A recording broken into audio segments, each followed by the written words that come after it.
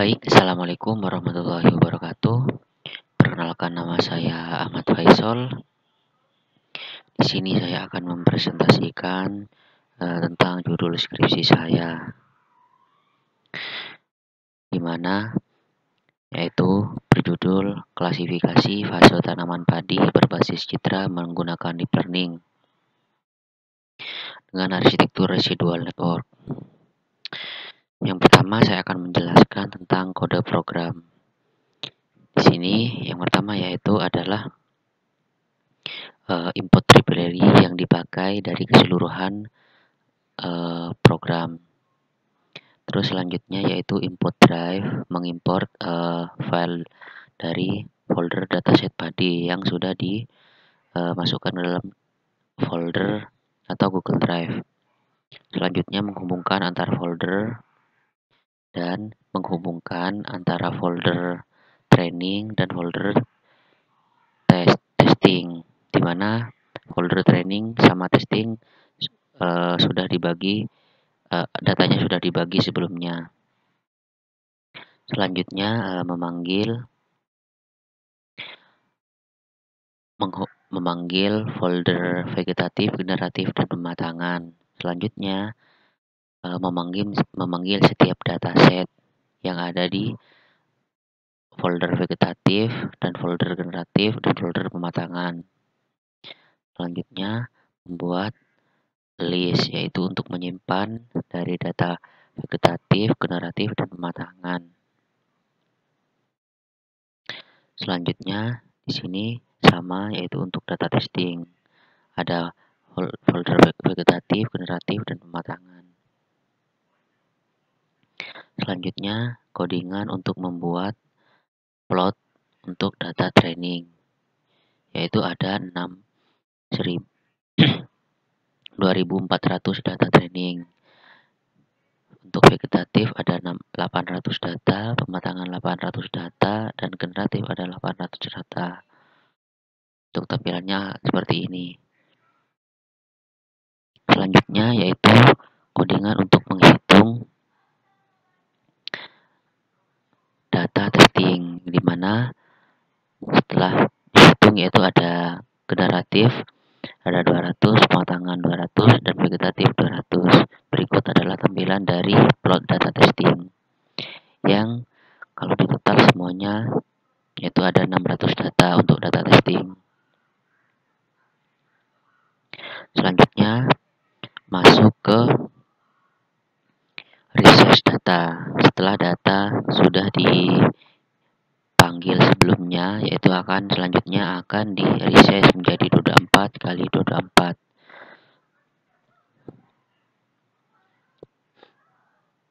Untuk data selanjutnya ketika sudah di resize, maka akan ditampilkan, yaitu di append label. Selanjutnya untuk data testing juga akan di resize menjadi 24 kali 24. Selanjutnya one hot encoder. Proses one hot encoder di sini adalah mengubah label array menjadi numerik. Dan label shape yaitu menampilkan untuk data training yaitu 2400, itu ada 3 kelas. Selanjutnya untuk data testing seperti itu juga, ada 600 data. Selanjutnya yaitu untuk train data yang diubah menjadi array, yaitu ada 2400 data diubah menjadi 24 pixel, dan 3 ini maksudnya 3 RGB, yaitu red, green, blue. Jadi ukuran channelnya adalah 3. Selanjutnya sama, dan di sini masuk ke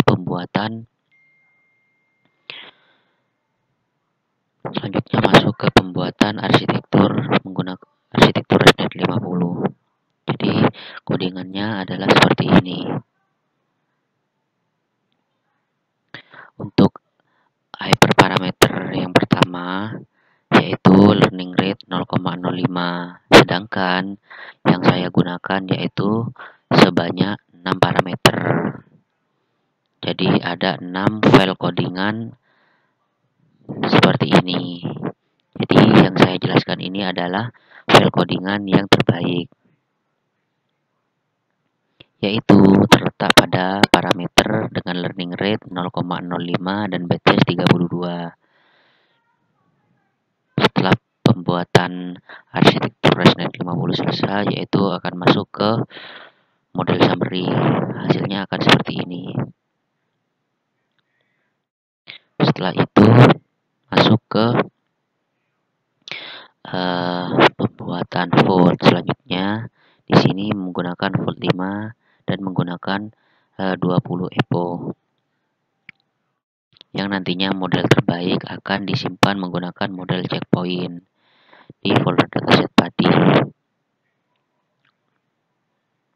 Selanjutnya ketika proses selesai pembuatan volt, di sini masuk ke model loss pertama, yaitu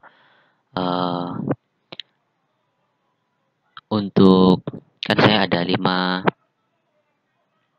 volt, jadi menyimpan 5 model, dan model terbaik untuk model lossnya yaitu loss modelnya yaitu pada model loss keempat. Hasilnya seperti ini.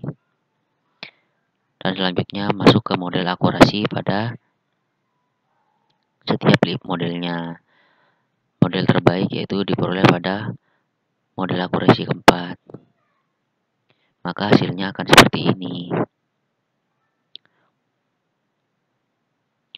Selanjutnya masuk pada confusion matrix di setiap voltnya. Confusion matrix paling yang terbaik adalah volt confusion matrix pada volt 4 yang hanya miss pada dua data saja. Untuk learning rate 0,05 dengan basic 32 yaitu menghasilkan akurasi 99,67%. Dan selanjutnya ketika model sudah disimpan di learning rate 0,53 batch 32, maka selanjutnya akan dimasukkan ke dalam Streamlit, di mana pada Streamlit berisi yaitu main yang berisi tentang judul skripsi saya, yaitu klasifikasi fase tanaman padi berbasis citra menggunakan deep learning dengan arsitektur residual network, dan berisi logo Universitas Trunojoyo Madura, nama saya dan NIM, dan pembimbing 1 dan selanjutnya pembimbing 2. Proses selanjutnya yaitu dataset. Di sini saya menggunakan dataset yang digunakan sebagai data input adalah citra RGB yang di dalamnya terdapat gambar tanaman padi. Total jumlah data yang saya gunakan yaitu 3000 data. Selanjutnya diklasifikasikan menjadi 3 kelas yaitu vegetatif, generatif, dan pematangan. Berikut adalah contoh data yang saya ambil langsung secara ke lapangan, ke sawah petani.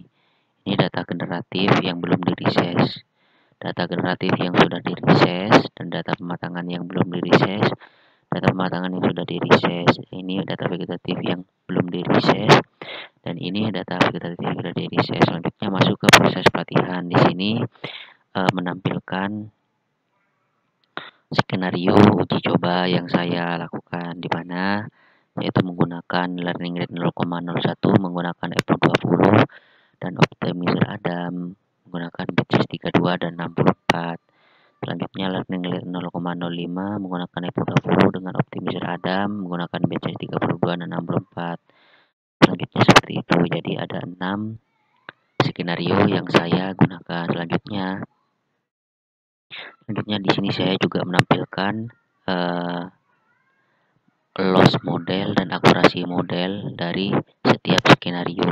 Jadi ada 6 skenario. Skenario 1 0,0132, selanjutnya 0,532 sampai skenario ke-6 yang terakhir 0,05 batch 30 batch 64. Proses selanjutnya itu proses pengujian model. Setelah dilakukan proses pelatihan, selanjutnya masuk ke pengujian model. Di sini saya menampilkan confusion matrix setiap volt pada skenario 1 sampai skenario ke-6. Di skenario 1 menggunakan 0,01 BC32 itu ada 5